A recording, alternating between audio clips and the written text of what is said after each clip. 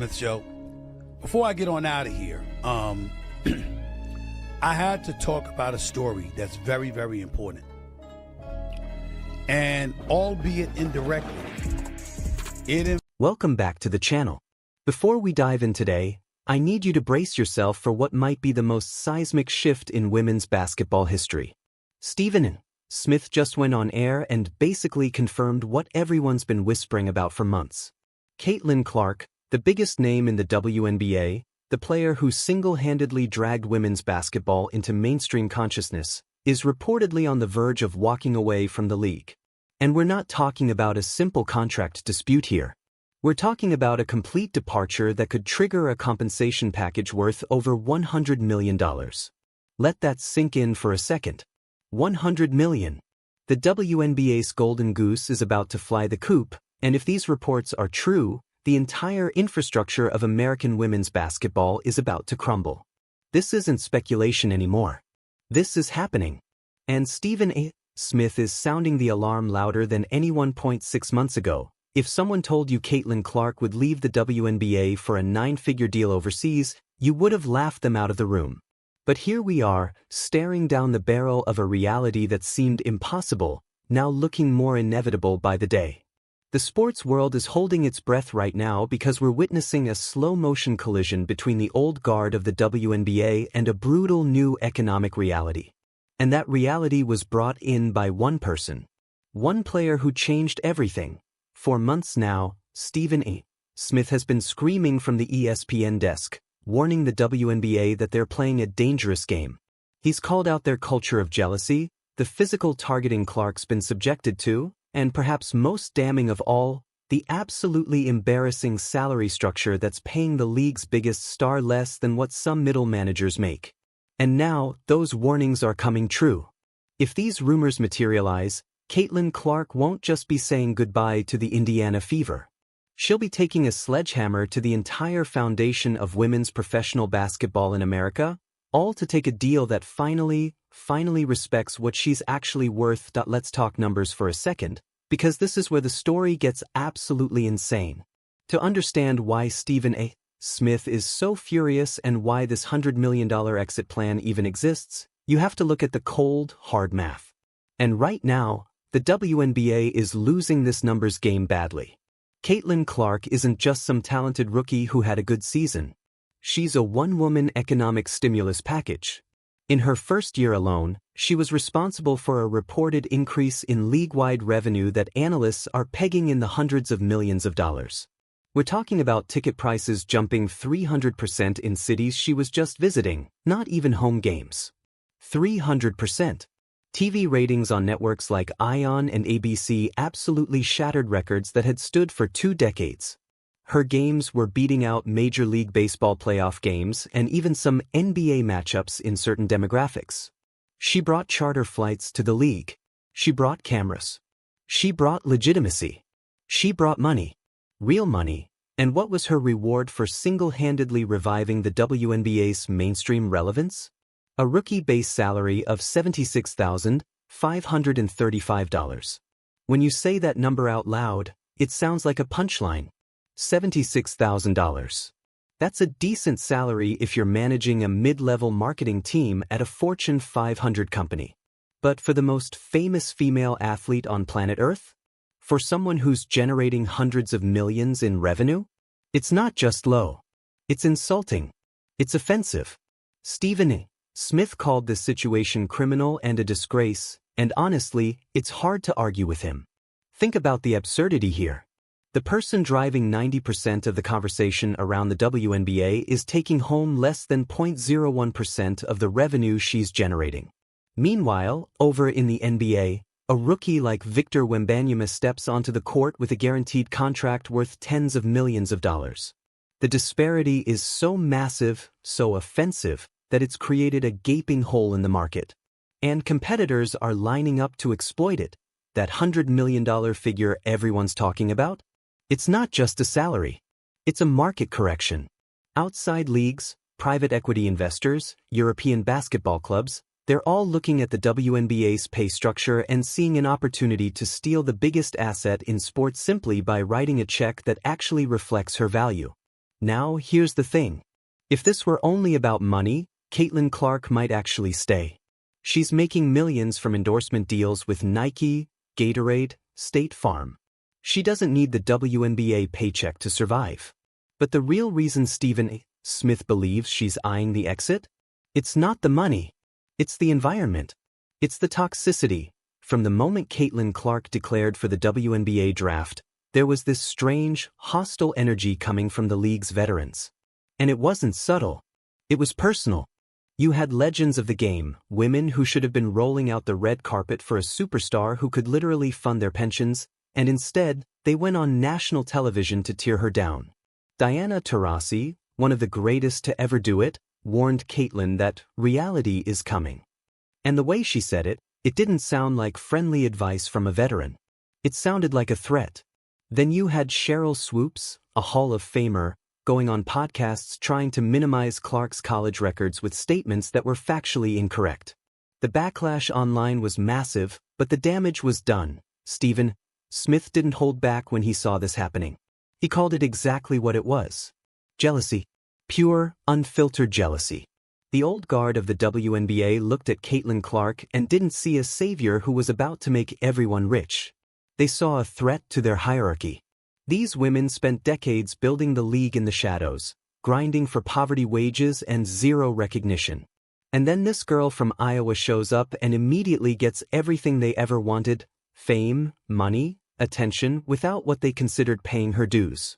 Instead of riding the wave she was creating, they tried to crash it. Stephen Smith pointed out that in the NBA, when Magic Johnson and Larry Bird arrived, the veterans understood immediately that these guys were about to make everyone wealthy. So they protected them. They embraced them. But in the WNBA, the veterans chose to haze Caitlin Clark. This mean girl energy, as the internet dubbed it, created a locker room atmosphere across the entire league that was undeniably hostile. And here's the thing.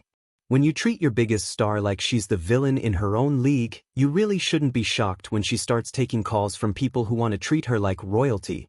But the jealousy and the hostile comments, that was just the beginning. It spilled onto the court in a way that was genuinely dangerous. The physical toll Caitlin Clark endured this season was unlike anything we've seen for a WNBA rookie. Everyone remembers the Chindi Carter incident. If you don't, let me remind you. It wasn't a basketball play. The ball wasn't even in play. Chindi Carter delivered a full hip check directly into Clark's back, sending her sprawling across the court.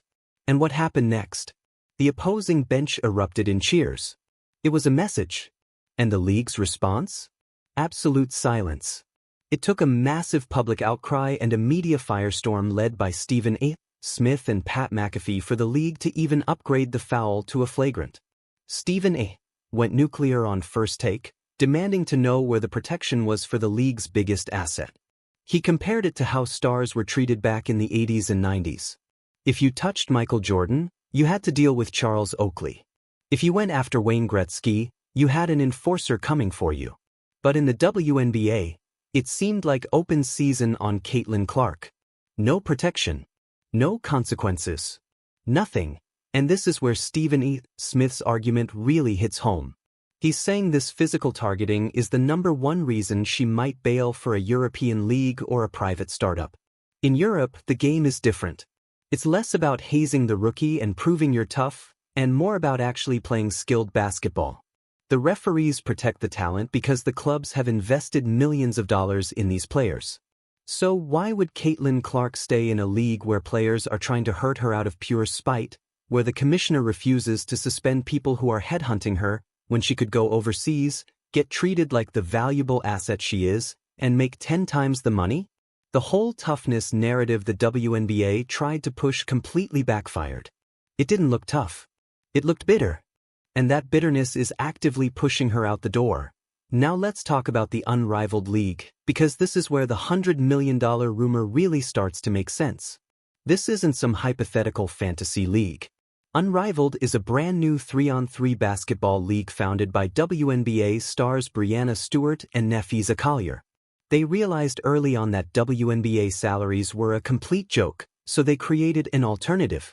They're paying players 6-figure salaries for just a few weeks of work in Miami. The whole concept was designed to keep American players from having to go overseas during the offseason. But for Caitlin Clark, this represents something way bigger than just extra cash. It represents equity. The rumors swirling around right now suggest that the offer on the table for Clark isn't just a paycheck. It's a piece of the company. Ownership. And here's the kicker. The WNBA legally cannot offer her that. They're bound by a collective bargaining agreement that puts a hard cap on what she can earn. Unrivaled has no such restrictions. They've been applying a full-court press to sign her. Initial reports suggested they offered over $1 million for less than 3 months of work. That's already more than 10 times her WNBA salary. But as the WNBA season got more toxic, as the targeting got worse, as the jealousy got uglier, the rumors started growing. Insiders are now saying the offer has expanded to include revenue sharing and long-term equity that could balloon her total earnings into the stratosphere. If she takes a deal like this, she fundamentally breaks the WNBA's monopoly on her time and her talent. Stephen Smith has pointed this out repeatedly. This league proves the market is ready to pay Caitlin Clark what she's actually worth. The WNBA is no longer the only game in town. If she can make $5 million playing 3-on-3 basketball in Miami for 2 months, why on earth would she grind out a 40-game WNBA season for $76,000? But even Unrivaled is just one piece of the puzzle. The real nuclear option, the one that keeps WNBA executives up at night, has always been Europe. And history tells us this threat is very, very real. We've seen this exact movie play out before. Diana Taurasi, widely considered the greatest player in WNBA history, literally sat out an entire WNBA season because her Russian team paid her more money to rest than the WNBA paid her to play. Let me say that again. A foreign basketball team paid a WNBA superstar to take the summer off because she was too valuable to risk getting injured playing in America. The economics of overseas basketball have always been superior to the WNBA. Teams in Turkey, China, and Spain are backed by massive sporting conglomerates or government-adjacent funds.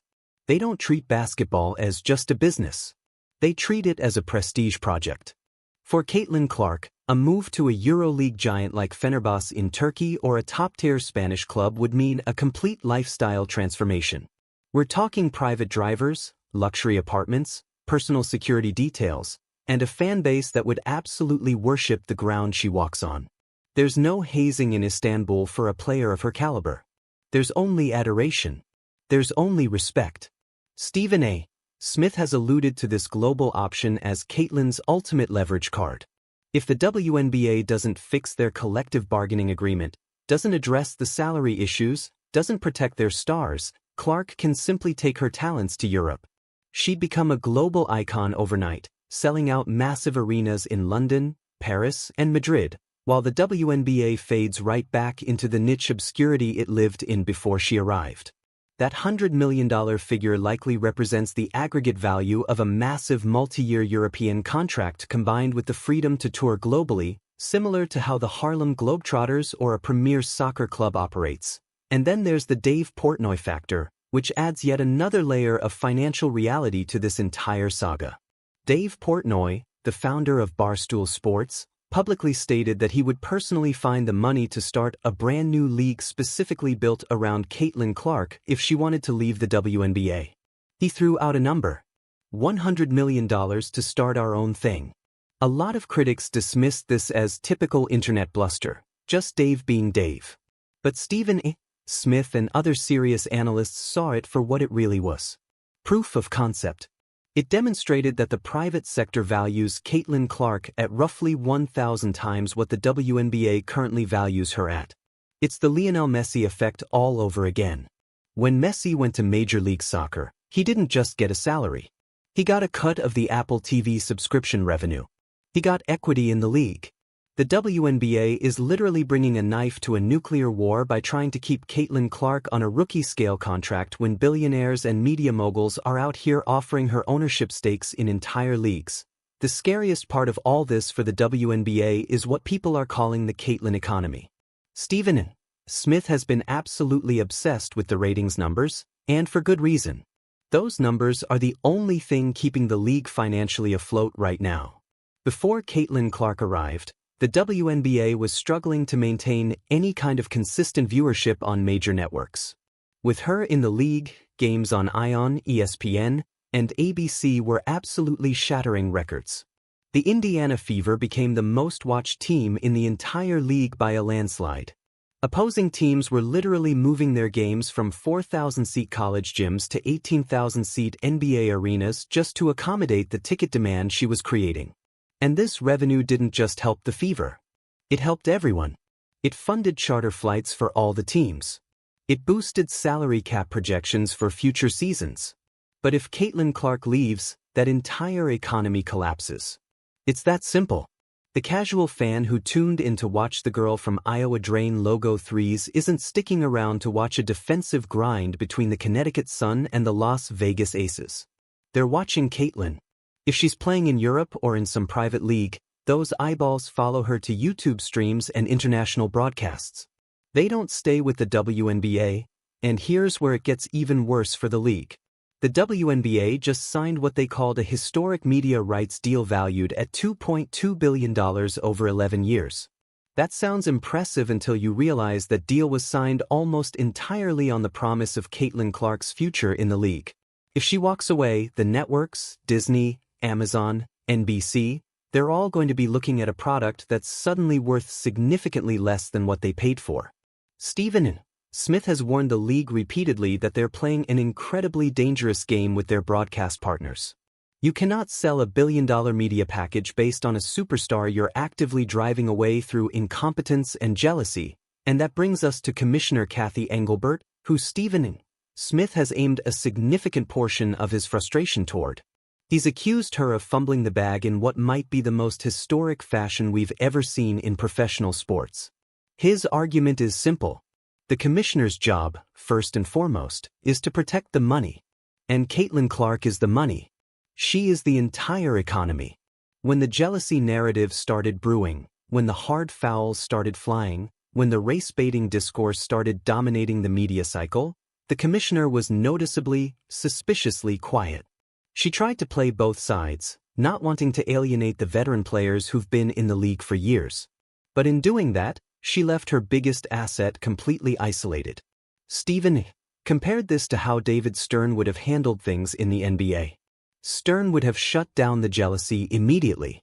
He would have fined players for targeting her. He would have mandated that the entire league embrace the star, not haze her. By failing to intervene, by staying silent, the league leadership essentially validated all the toxicity. They made Caitlin Clark feel like the WNBA didn't actually want her there.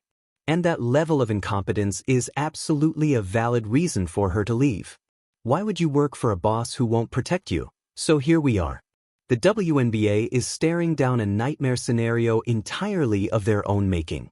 The biggest star they've ever had, the player who brought them more attention and revenue in one season than the previous decade combined, is reportedly on the verge of taking a 9-figure deal to leave. And if she does, the entire league collapses back into irrelevance.